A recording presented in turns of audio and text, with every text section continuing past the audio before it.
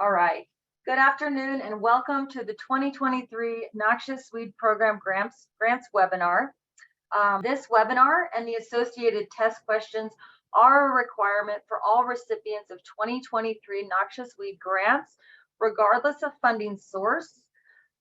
So please remember to keep yourself muted and keep your camera off. And if you have any questions, you can enter those into the chat. My name is Patty York. I am the State Weed Coordinator and Noxious Weed Program Manager here at the Colorado Department of Agriculture. We also have Emily Gilbert here, which I don't think she was able to turn on her video, but she is here. She is our Grants and Outreach Specialist. If you have any specific questions, you can message her directly or just put them in the chat if they are general questions, and I'll try to get to them kind of as we go through the meeting. I have put the links to the questionnaires. They are Google form questionnaires. I've put those in the chat. Please open that now and go ahead and answer the first 3 questions at this time. There is both an English version and a Spanish version. And it's also going to record your attendance at this webinar, which will fulfill that requirement for the 2023 grant recipients. And even if you're not a grant recipient, I would encourage you to answer the questions. They're pretty relevant to having a grant. So even if you have a grant in the future, then you can still, it would be a good idea to answer those. Okay. And in terms of answering whether it's for you or the organization, if you are the grant manager of your grant, feel free to just put your name in there. You're welcome to put your name and organization. Regardless, it's going to record your email address, so it will record you as a participant on this webinar. Okay, any other questions for now on the form?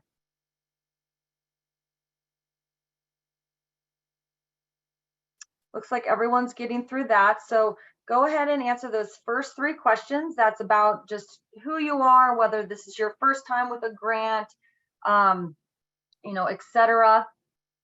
And, just answer to the best of your ability, and then we'll keep going here. Okay. So as you are doing that, I'm going to share my screen and pull up the agenda.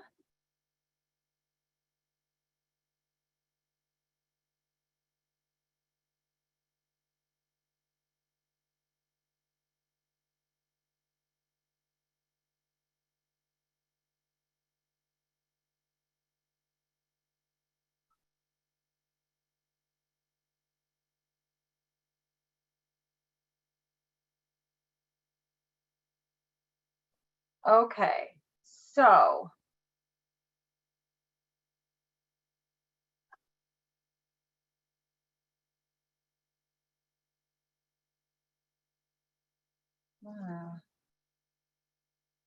it's a little bit different, this webinar format, but okay, now I'm sharing the agenda for the webinar today, and there is the Zoom link at the top. And at 2 o'clock, we were supposed to start housekeeping, but we are finally getting through that at this point. And we've had everybody answer questions 1 through 3, so thank you for that. And okay, so we're gonna go, I might have to speed a little bit through this first process to get us out of here by 3, but what I wanna start with is an introduction to the CDA grant process, the major requirements for all grantees. Then we'll actually walk through an example POGG1 document, due dates, which are very important things with our grant contracts, going through a modification, how that works. Then we'll pause for answers to questions 4 through 7. And then I'll hopefully have time to walk us through the data standards, a quarterly report, and then the final report and budget expenses report that are due at the end of your grant. We'll then go through the last 3 or 4 questions, and then have any questions that you all have answered at that time. But do feel free to add questions in the Q&A or in the chat. Either one is fine. and we will be monitoring those as we go through. So the first thing I want to share with you all is the Noxious Weed grant page. Let me see if I can get that pulled up. Okay.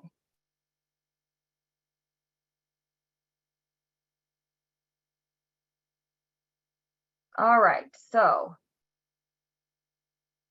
this is, if you've never been to our website before, this is the Colorado Department of Agriculture's website, the Noxious Weed program specifically. And this is the Noxious Weed Grants and Financial Assistance page. This is where you'll find any information on grants that we currently have available or other types of financial assistance that we are hoping to promote at the time. So right now we're going to scroll to about the middle of the page, and this is showing our Colorado Weed Management grants. Every single year we go through an application process for grants to be utilized in the field to treat noxious weeds through our Noxious Weed Management Fund and U.S. Forest Service State and Private Forestry Fund combination. We get about $700,000 each year from the state legislature to constitute the Noxious Weed Management Fund. And then we have somewhere between 30 and 60,000 available each year in U.S. Forest Service State and Private Forestry funds. We also sometimes get additional Forest Service funds that are usually through the State and Private Forestry program as well, such as the disaster supplemental grants that we have out there as well right now. So we always post our request for applications around November 1st or the first weekend in November or the first week in November. And this is where you'll find that all the necessary documents for that process.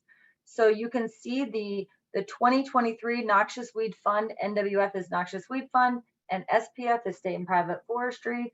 The RFA is the request for applications. So the RFA will give you everything, every piece of information that you need to know in order to apply for our grants. And then you can see there's the application itself. There's a species table that will help you line out which species you're going to treat with these funds if you are able to get them. And then there's a budget table and instructions on how to fill that out. You can see the deadline for last year was December 16th at 5 p.m. That is very often around the time our annual grants are due every single year. You can also see on this webpage a generic email, weeds@state.co.us.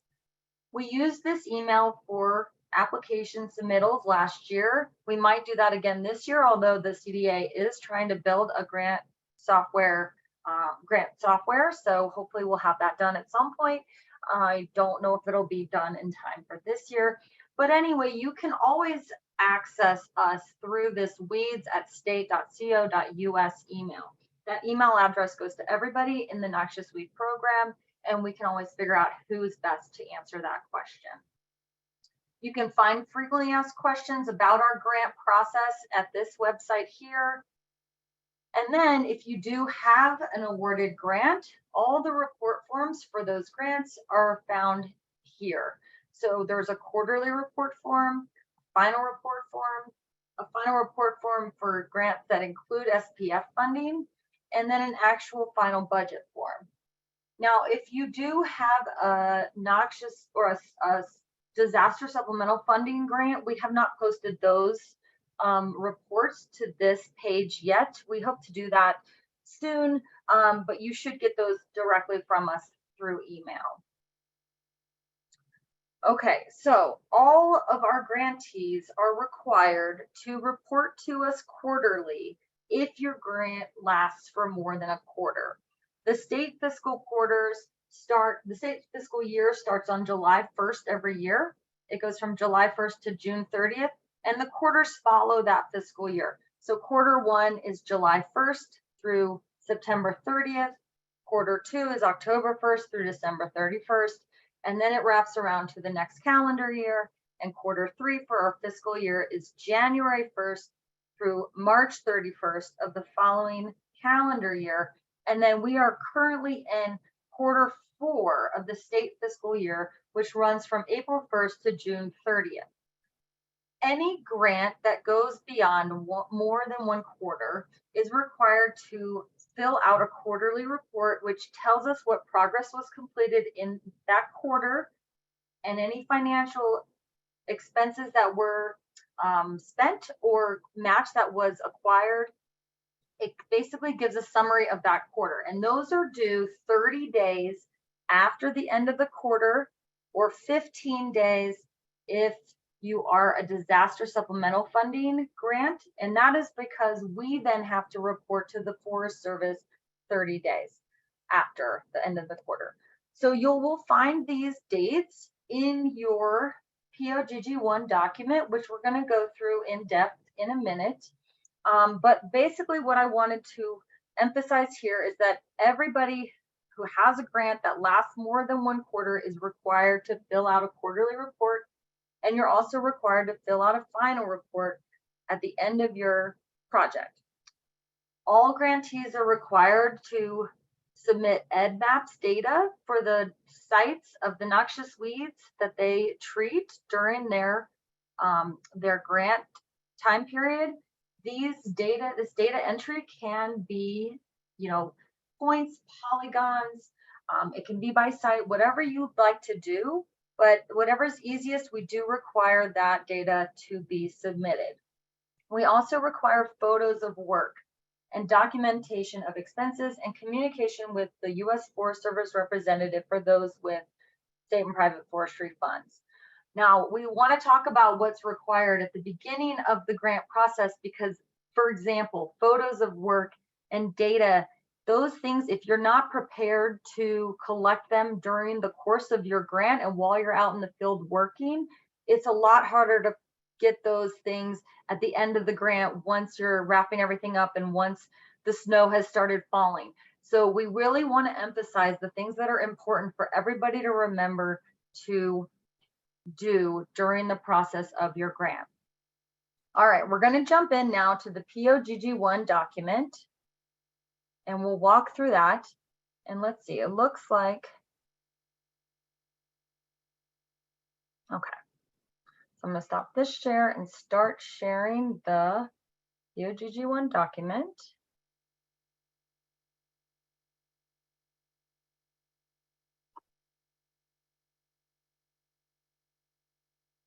Okay. So the POGG1 document, this is pretty standard for every grant that we give out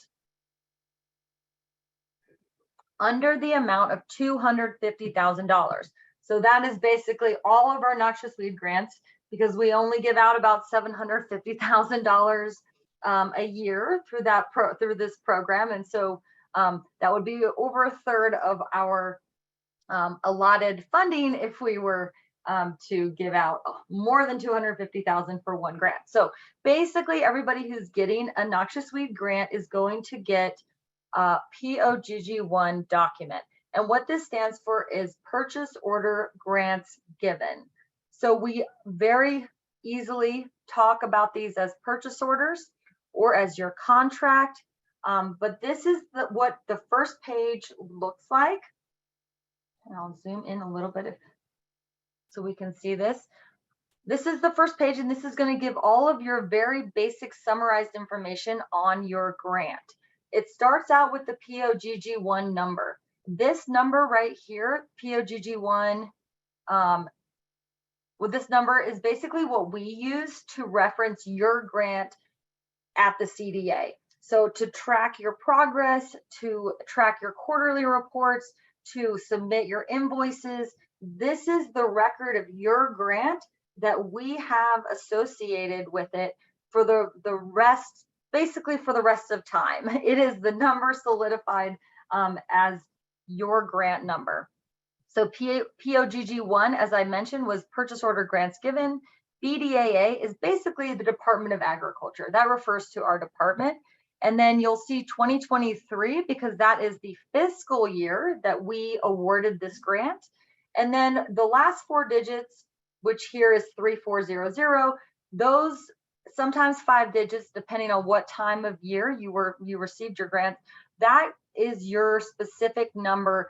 2023 3400 would be the exact number of this grant that we would reference for the rest of its longevity, basically.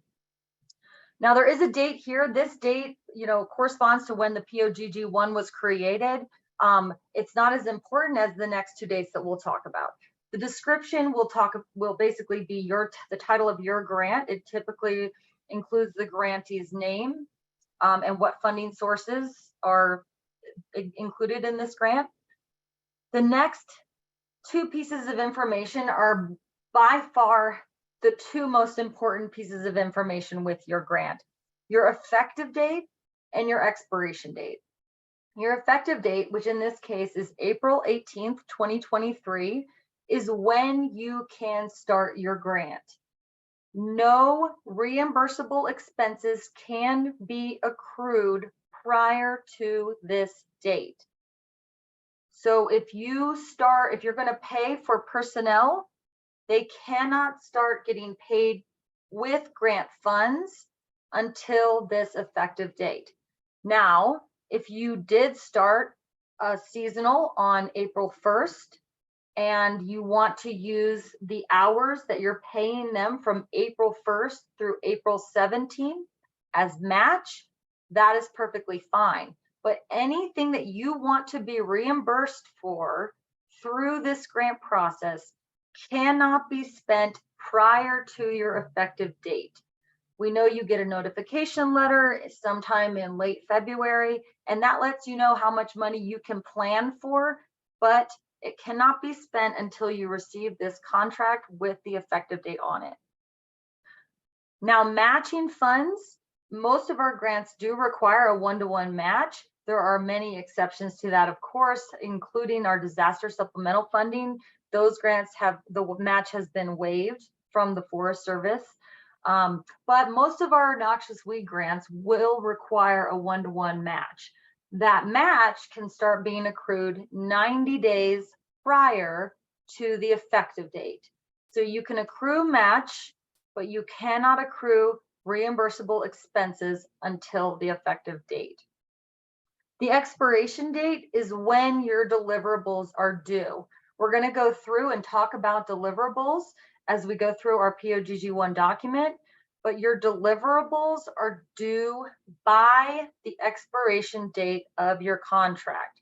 They are deliverables. And so basically, you cannot give us the deliverables after the date or that it is considered a breach of contract. So just know that your expiration date, all of your deliverables are due by that date. Now, what are your deliverables? We'll look through this document to find out what those are, but just know that all deliverables are due by your expiration date. There are some things that can come after the expiration date, and we'll go through that as well, but all deliverables are due by the expiration date. All right, I emphasize those a lot because those are really the two most important pieces of information in this grant document. A lot of the other things in here can be changed, and we can change the expiration date if we have enough time, advance notice, but those are going to be the 2 pieces of information that you want to really pay attention to first when you get your contract. All right, so with the vendor, that will have your name in it and your address. The contact, it will have your contact person's name and phone number there. And then it gets into a description of what a POGG1 is, basically a small dollar grant award. And then it gets into the amount of the award. So in this example, you have line item 1 is a total cost of $27,000. And you'll see in the second line in the description that it says that is the amount of weed fund, so Noxious Weed Management Fund funding that is in this grant. The service dates are there again. And then in line 2, you have the funding that is coming from the U.S. Forest Service State and Private Forestry Fund. In this example, that amount is 8,000, and then the document total is 35,000. So the grant total is 35,000. Obviously, that's another very important number, but still not as important as the effective date and the expiration date. Okay, so those 2 pages are basically the summary of your entire grant. Attached next is the statement of work. Now, this is a generic statement of work that doesn't have any specifics in it because I wanted to show everybody the amount of information that we collect for each one of our grants.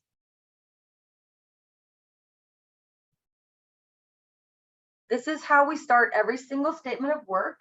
It is Exhibit A as a part of your grant, and anything in yellow is going to be edited for every single grantee that we have. Anything that's in green is for a grant that has U.S. Forest Service funding with it. So if you do not have U.S. Forest Service state and private forestry funding, everything in green is pretty much taken out. I kept it in here because I wanted to show exactly how close these grant styles are. We don't include a lot more for SPF funding, but we do have some additional requirements because it is federal funding, and just some additional information that we want in the statement of work. So we start with the grantee name and then, the source of funding. The first thing that starts to describe your grant is the project description and objectives. We keep this very broad and high end. We don't want to get into a ton of details here because those are going to be laid out in detail later in the statement of work. And also that we don't want to pin you into a lot of things at this point, so that we're going to go into detail more later. Patty, we got a comments about some possible audio trouble. Oh, okay. Okay. Let me look. Nikita says she's having trouble hearing you. Having trouble hearing me? Yeah, let me see if I can unmute her. Let me see. What if I do this? Is that better? Nikita, do you hear a difference?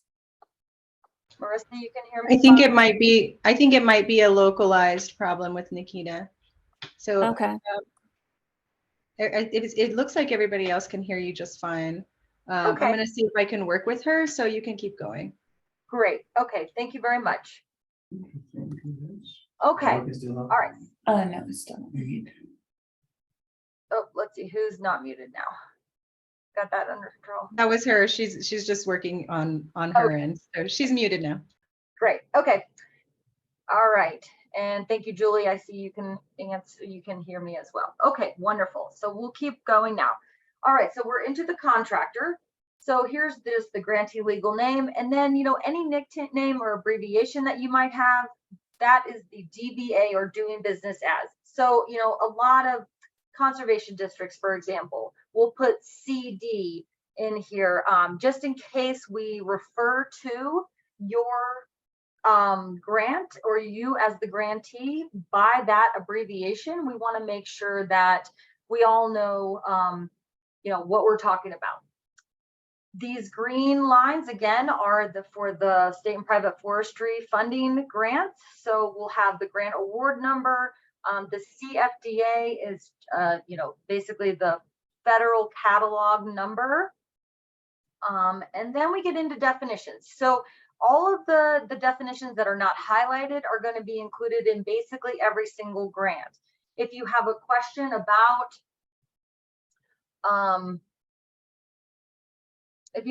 about what anything might be referring to as an abbreviation, we try to list all abbreviations in this table. Anything in green, again, is basically eliminated when we do not have state and private forestry funding. All right, so we're going to keep scrolling here, and the next section that is important is the personnel. So your project manager is going to be listed in this key personnel list as the top contact for your grant. Anybody else that is providing a sufficient duty to the grant, spending a number of funds is also going to be listed here. And then anybody with Forest Service funding is going to have their representative listed here as well. As we were mentioning earlier, as I was mentioning earlier, anybody with Forest Service funding is required to keep their Forest Service representative in the loop throughout the process of your grant. That's going to include copying them on emails that deal with the quarterly reports, any modification requests, any type of big changes that might exist. And then they will need to sign off on your final report as well. Should the lead personnel change, sorry, I'm not sure if that was paused, but should that lead personnel change, it describes here in the replacement section that you need to notify us within 2 weeks of that change. It's not a big deal, but we do need to make sure that we are keeping that main contact on record. And anytime somebody changes, we do need to have that a record of that within 2 weeks of that change being made. So just let us know and we will modify the document to reflect that. All right, so now we start getting into kind of the heart of the contract. What are you going to do in your grant? The first section of the statement of work that deals with that are is section 5, performance activities. You'll see here a list of a number of things. Again, anything that's not highlighted is going to be standard for every single grant we send out there. Every grant we send out is going to locate, identify, and treat noxious weeds, track acres treated, acres restored, monitor treated acres for effectiveness, and submit species occurrence data to EdMaps. It is a requirement, so if you have trouble with those things, please let us know. Anything that's changed for different grantees will probably be in this top section. This A, it talks about the effective date. That is the period of performance. As we were mentioning earlier, one of the most important pieces of information in this entire document. We did list this grant webinar as a requirement for grantees, and for 2023 Noxious Weed Fund grants. I'm not sure we included it in the disaster supplemental funding grants unless they were contracted later in this spring, because we didn't have that created yet. So, but you will see your performance activities listed here. Now, of course, C is in green, so that will be taken out if you don't have Forest Service funding. And then F through J are determined by the actual project that's going to be completed. So if you are going to hire staff to complete work and be paid and pay for those staff through the contract, through the grant, then we will keep F in there, hire and retain or train staff as needed. If you're going to hire a contractor, we'll keep G in there. If you're going to administer a cost share program, we'll keep H in there. If you're not going to do those things, we'll try to take these out. It doesn't really matter if they're in there and you're not doing them, you know, but we do try to make sure that we really pinpoint what exactly is being done by your contract in this list. Once we get into the budget table, that's really more specifically what we're looking for, but this is an overview of what all you're going to be doing. The next big section is the performance standards and requirements.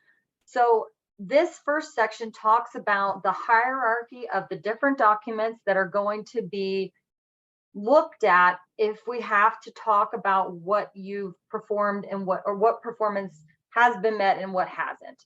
So for federal grants, we do have a federal terms and conditions.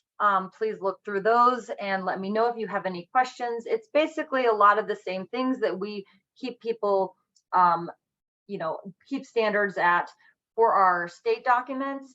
or state grants, but it goes a little bit beyond sometimes in terms of like insurance responsibilities. But we want everybody to not discriminate. We want everybody to try to utilize different contractors if possible, and not just a single contractor.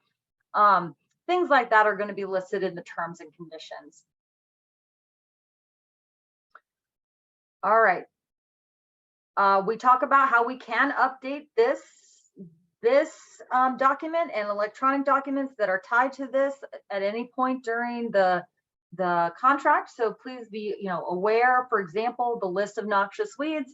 If you haven't been on our website this week, we actually updated the list of noxious weeds according to the administrative rule that went into effect on Monday. There are now 3 additional listed noxious weeds that could be included in your grant.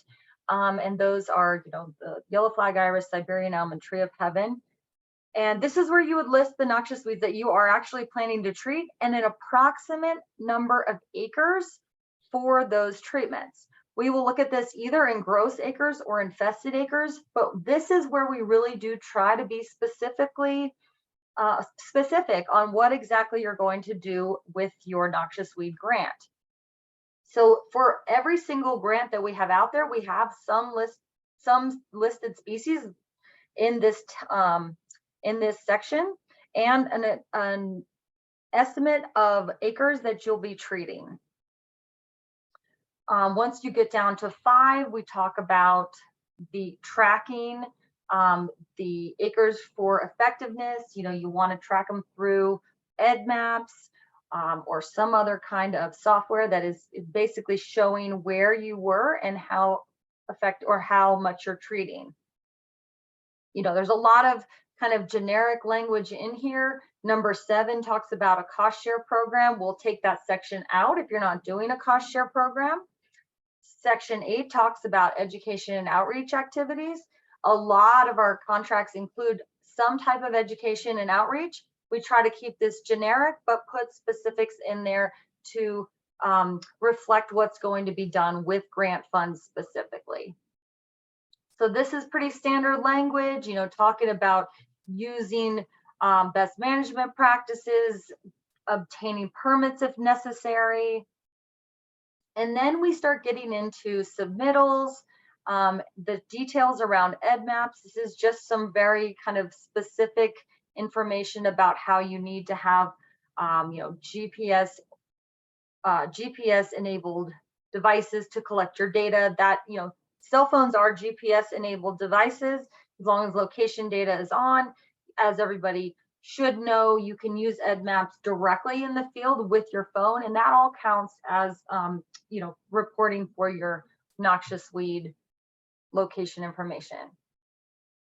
Okay, so then we talk about quarterly reports. We have a form for that. We want you to use our form and submit them to us by the date necessary. And then the final report. It very specifically doesn't list any dates yet. The next section is when we really get into when are things due. So as I mentioned a little while ago, deliverables are due by the end of your grant, by the expiration date. So what are the deliverables? Those are listed right here. The contractor shall enter noxious weed data prior to submitting the final report. Now, as long as the final report comes in by the end of the grant and this data comes in by the end of the grant, that's all fine. As long as the deliverables are in by the end of the grant, they can come in the same day. That's fine. But we are requiring deliverables by the expiration date of your contract. So it talks about the quarterly reports, and in this grant, those are due no later than 30 calendar days after the end of each quarter. Those are different for some of our grants. And then the final report, the contractor shall submit a final report no later than the expiration date of the POGG1 cover page. So if you are confused about when your deliverables are due, this is the section that will tell you. Please reference this section. You're always welcome to ask us, but all of your due dates are going to be in your contract somewhere. And we understand this is, a pretty long document, 17 pages for those that include the federal terms and conditions, but they are in there. So, and they should be searchable. So if you have, you want to search for final report, that will tell you when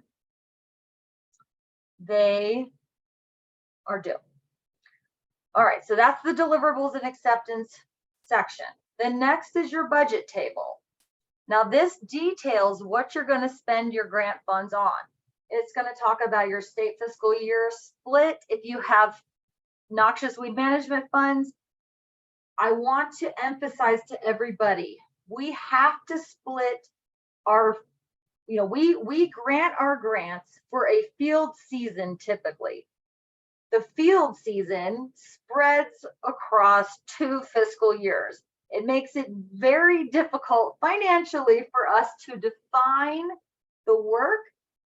However, I'll say, so that's why we have to split your funding into 2 columns.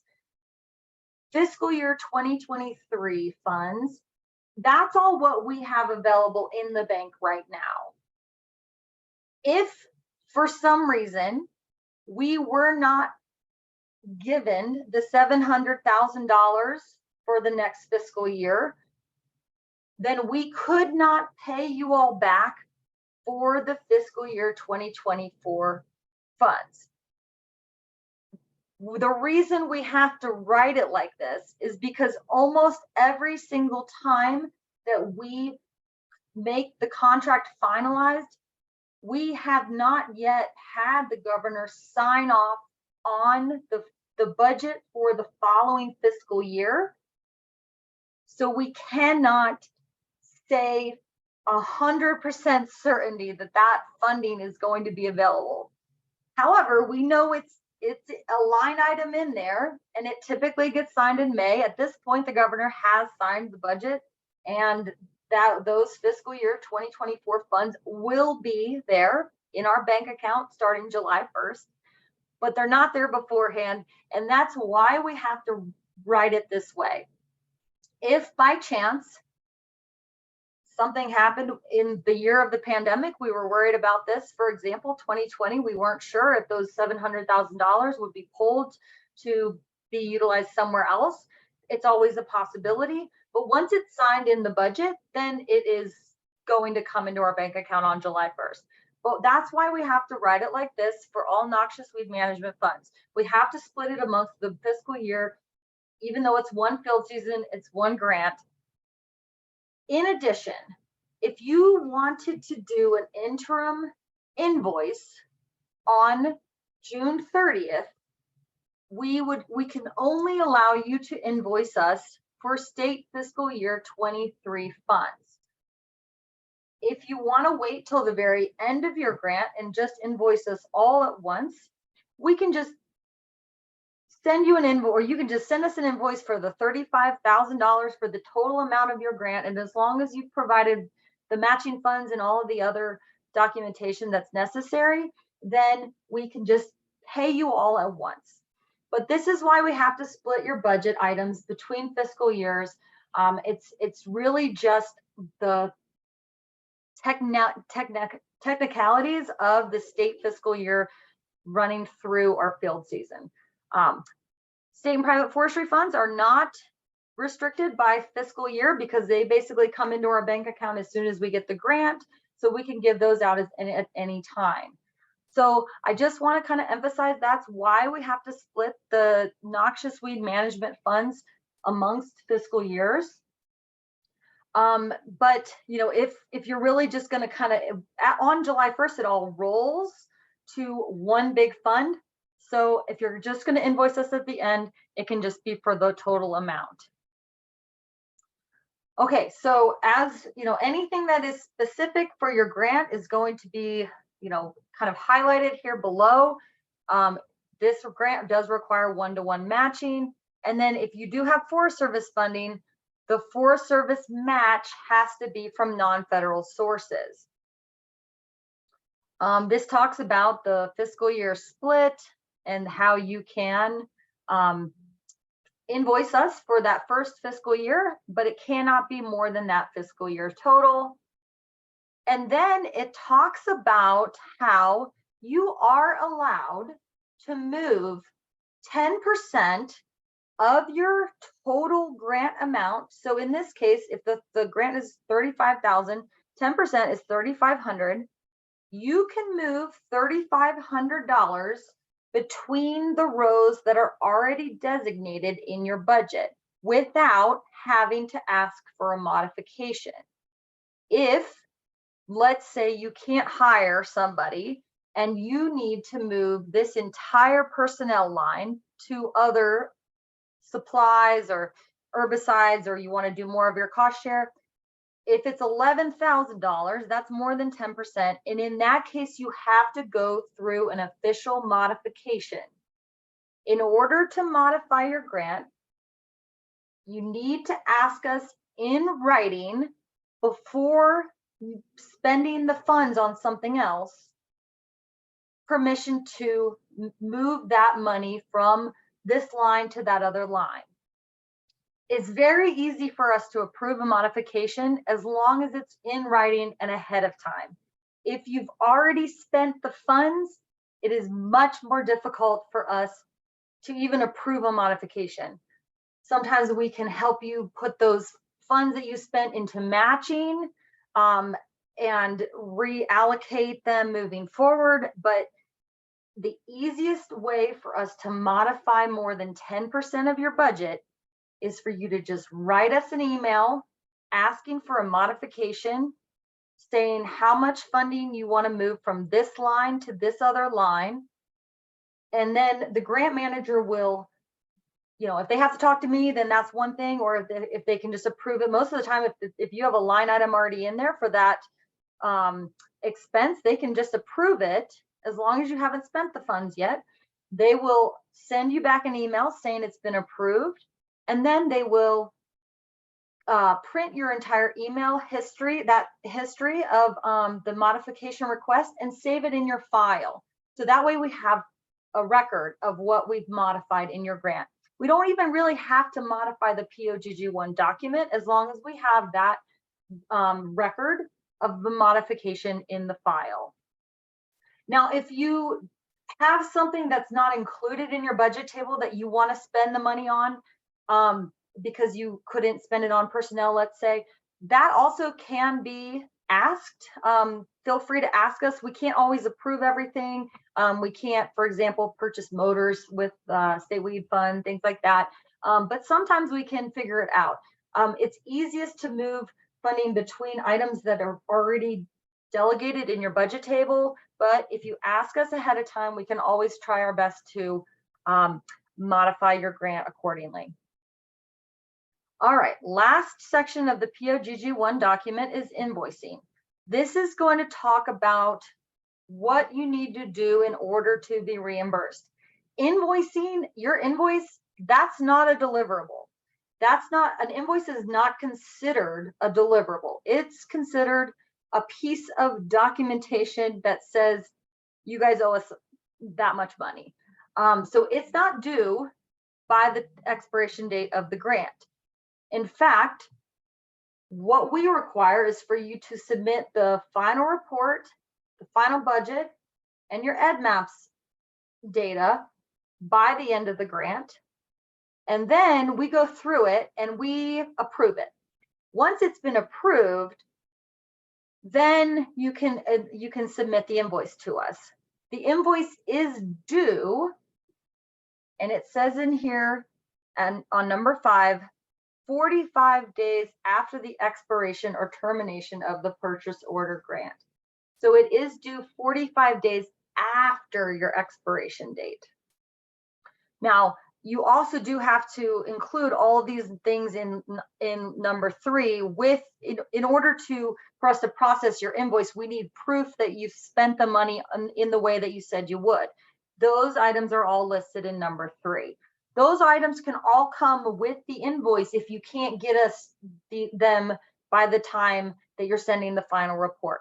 So in terms of your priorities at the end of your grant, you're going to work on your EDMAPS and your final report and your final budget form first. Then work on collecting your payroll documents and the invoices for your contracted services. The educational items that you spent, we would like to see copies of those. In fact, we'd like to see them include our logo if you're going to actually create something with grant funds. If you have Forest Service funding, we would like to create or we'd like you to create these documents and include the Forest Service logo too. We will need to see those documents before they're sent to print in order to approve them. So please, if you're going to do things like that as you're working through your contract, do remember to send them to us prior to printing. But at the very end, we would like to see any documents that you created with funding from your grant as well. Again, all of these items are due with your invoice. So work on your deliverables first. Those are due by the expiration date. Then your invoicing is due after that. All right, let's go to questions 4 through 7. I know we're going a little bit past 3 o'clock. If you do need to head out, that's perfectly fine. This is going to be recorded, so feel free to just jump in at this point. Once we have posted the recording, which we should get this afternoon posted, and you can complete your questions at that point.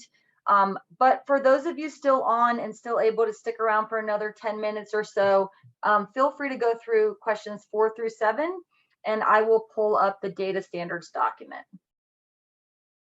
Do we have any questions, by the way, at this time? Nope, not at this time. Just a couple of people having to jump off. Okay, great.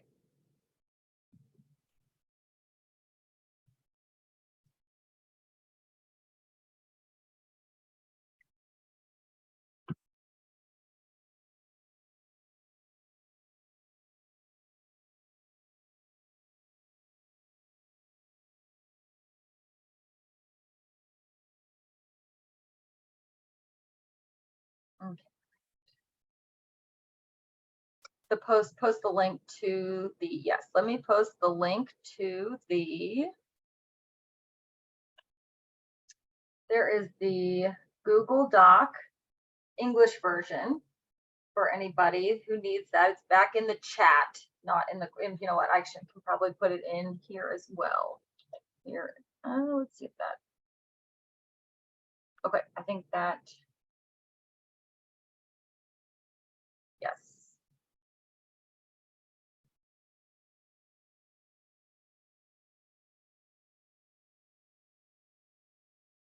All right, just one more minute to answer questions and then we will get back to it.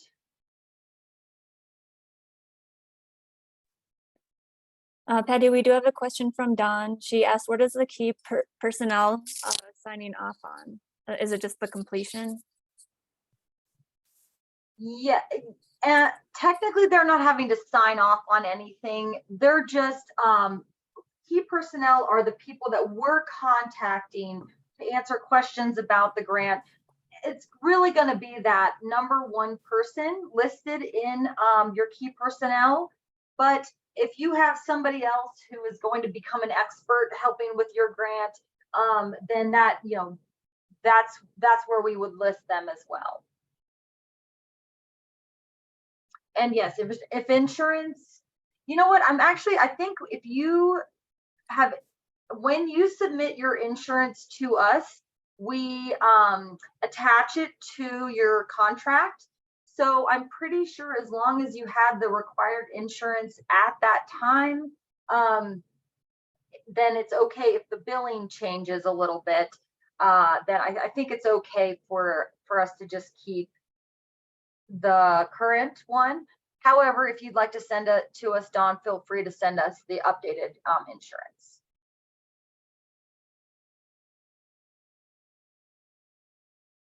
All right, so let's see. So we are currently answering questions 4 through 7. So that's 4 questions.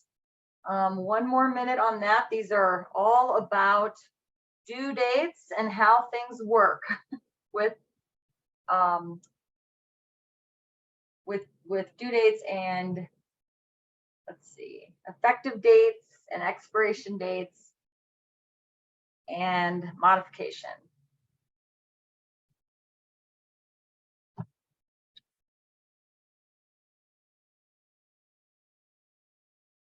All right, so I'm going to jump in real quick again to the updated data standards. This is a document that we send out with all of our grant agreements. It basically talks about data. It's a long document, and we are trying to work with our partners to simplify this document and make it easier to read. But in the end, it really does have a lot of great information in it.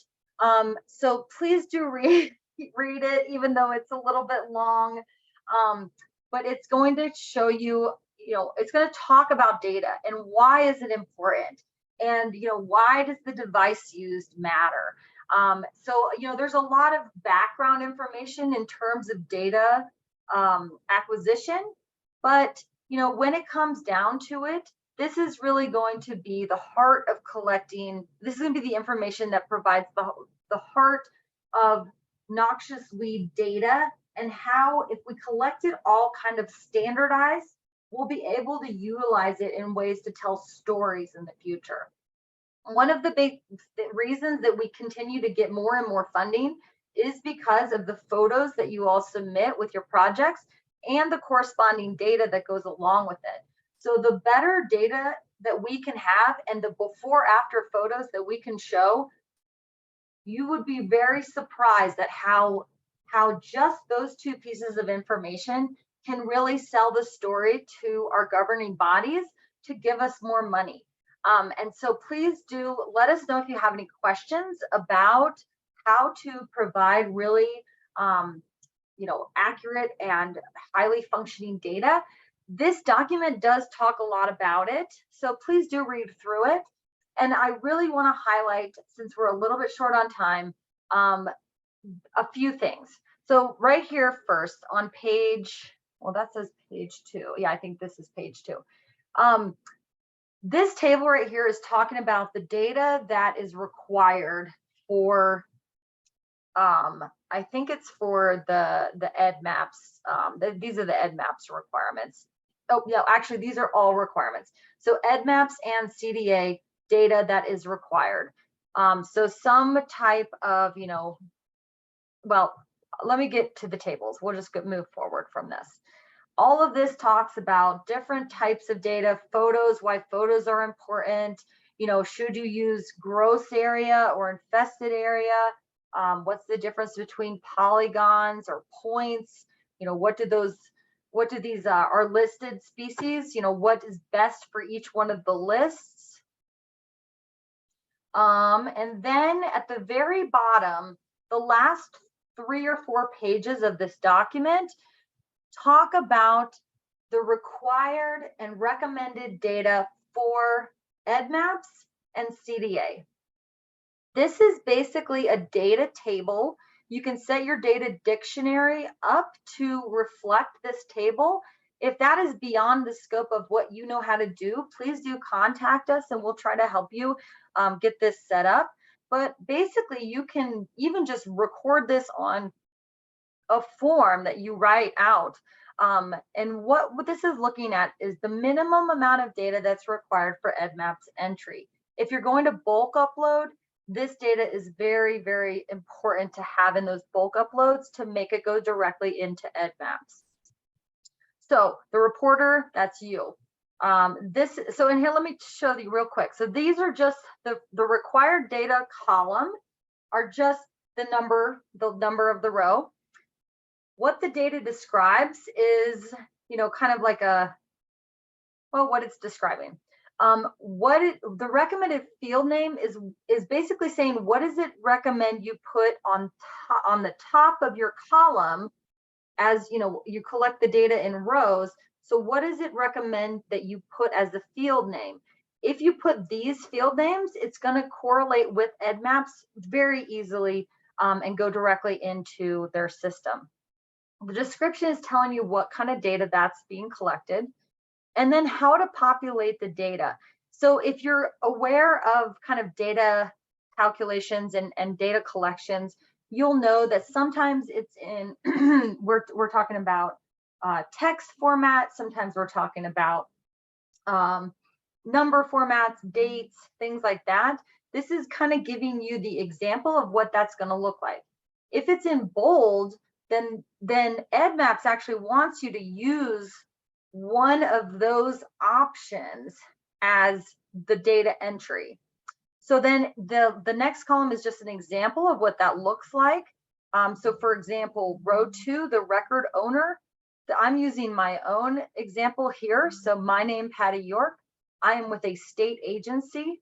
I'm collecting information on purple loosestrife, so that's the scientific name. The common name is not technically required, just the scientific name. It's a human observation.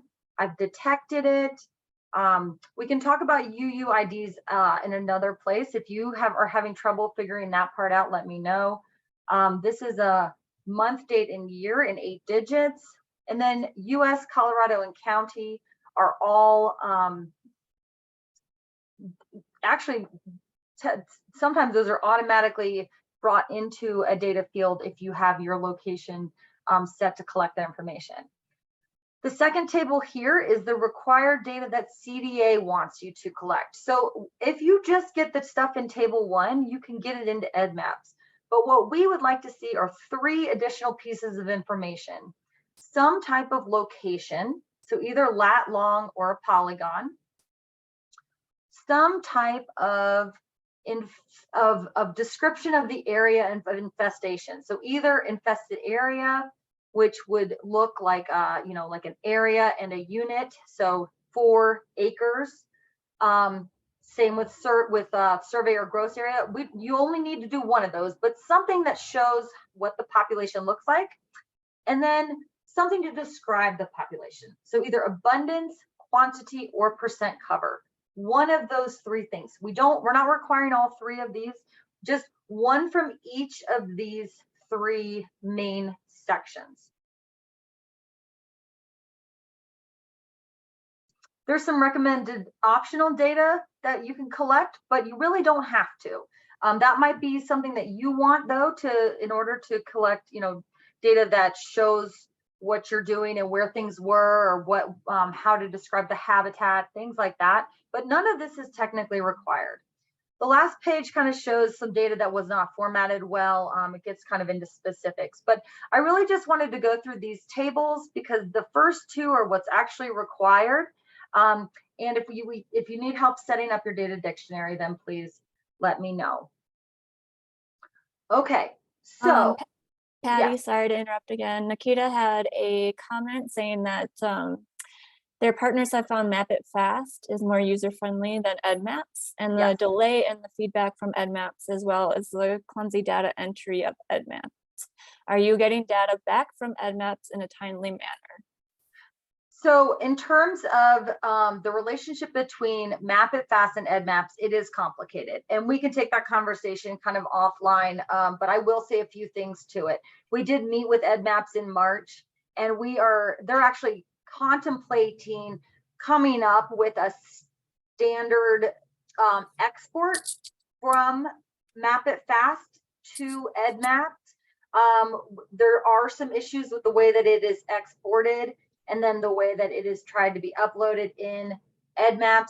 Those are issues that we are trying to resolve. I don't think we can do it at CDA. We don't have the technical expertise, but we have talked to EdMaps multiple times about how the delay, not only the difficulty with formatting Map It Fast data to fit EdMaps standards, but also the delay in getting responses back from EdMaps when data has been submitted that does not meet their standards.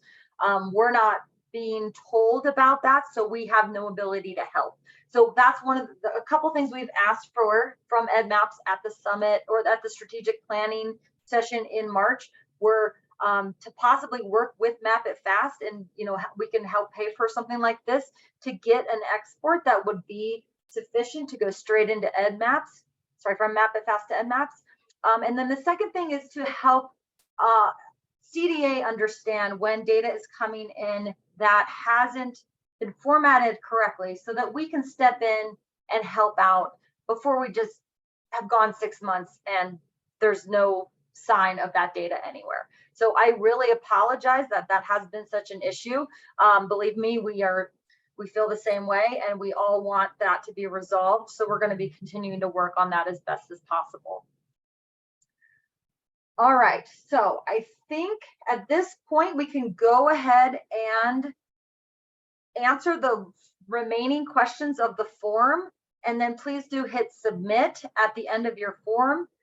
You can send yourself copies of your responses so that you have those answers, and then I will send out the answers to all of them, to everybody who participated in the webinar. And again, your email and information will be captured through that Google form. So please let me know at this point if you have any other questions. And so we'll give you a couple minutes to fill out numbers 8, 9, and 10 on the Google form. And at the same time, I will answer any other questions.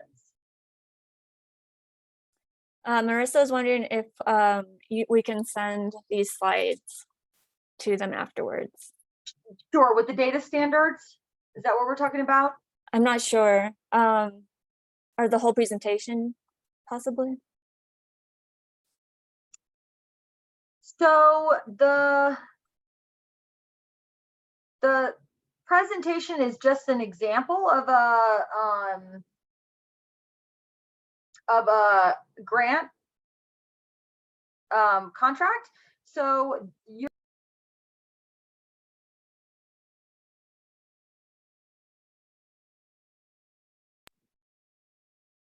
whoops. Okay. That was totally me. I'm sorry. And she meant not the whole presentation, just those 2 slides. Just the slides. Yes, yes, yes. Okay. Absolutely. And these slides are actually included in the 2021 updated data standards. But yes, I can send this out to everybody. And in fact, I think we actually have it on our website, but you know what? I'm going to send it out. The more information we can get out there, the better. And you know what? Maybe we'll even create just individual documents for these slides, for these tables, because they are really helpful information, but they're really buried in this, the data standards. As you can see, it's pages, 6, 7, and 8, instead of being, way at the top where they could be. So we'll do that. We'll get this document and these slides specifically out to all participants. And yeah, are there any other questions? Not at the moment. Okay, great. Well, as I mentioned before, this was recorded. I think we recorded it, hopefully. And we are going to post it on our website so that everybody can access this at any time.